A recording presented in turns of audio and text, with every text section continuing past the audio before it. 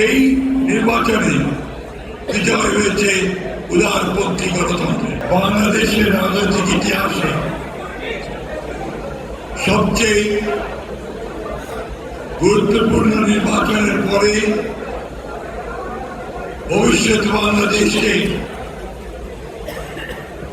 গণতান্ত্রিকভাবে এবং অর্থনৈতিকভাবে কিভাবে তার উত্তরণ ঘটবে এবং এই নির্বাচন সম্পর্কে আমাদের ভবিষ্যৎ প্রধানমন্ত্রী যিনি বিপুল ভোটে জনগণের ম্যান্ডেট লাভ করেছেন আগামী নির্বাচন দেশকে পরিচালনা করবেন। আজকে এক দীর্ঘ সংগ্রামের পরে বাংলাদেশ জাতীয়তাবাদী দলের প্রায় ৬০ লক্ষ নেতা কর্মীর বিরুদ্ধে মামলা, ২০,০০০ নেতা কর্মীকে হত্যা, প্রায় ১৭০০ নেতা কর্মীকে গুম করে দেওয়ার পরে জানুয়ারির ২৪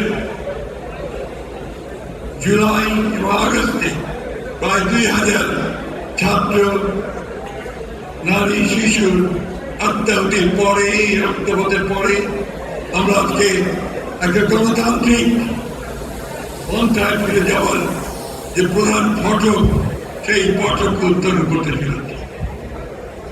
বিগত নির্বাচন প্রমাণ করেছে যে জনাব তারেক রহমানের নেতৃত্বে বাংলাদেশ জাতীয়তা দল যেমন ঐক্যবদ্ধ, ঠিক তেমনি হবে ৮০০ কোটি মানুষও ঐক্যবদ্ধ।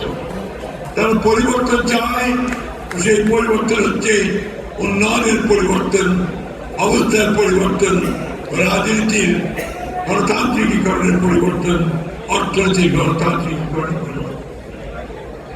এই নির্বাচনে বিজয় হয়েছে উদারপন্থী গণতন্ত্রে।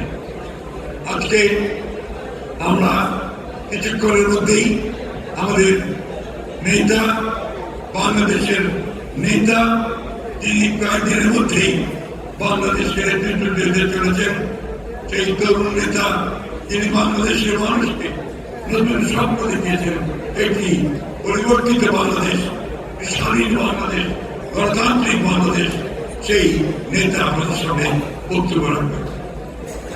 আমি আমার কথা এই বলে শেষ করতে চাই। আসুন আজকে আমরা আমাদের এই তরুণ নেতা তারেক রহমানের হাতকে শক্তিশালী করি। আমরা বাংলাদেশের যে নতুন সূর্য উদিত হয়েছে, সেই সূর্যের আলোয় সবাই আলোকিত হই। আমরা সত্যিকার অর্থেই একটা শান্তির বাংলাদেশ, ভালোবাসার বাংলাদেশ, গণতন্ত্রের বাংলাদেশ আমরা গড়ে তুলি সবাই মিলে। সবাইকে ধন্যবাদ।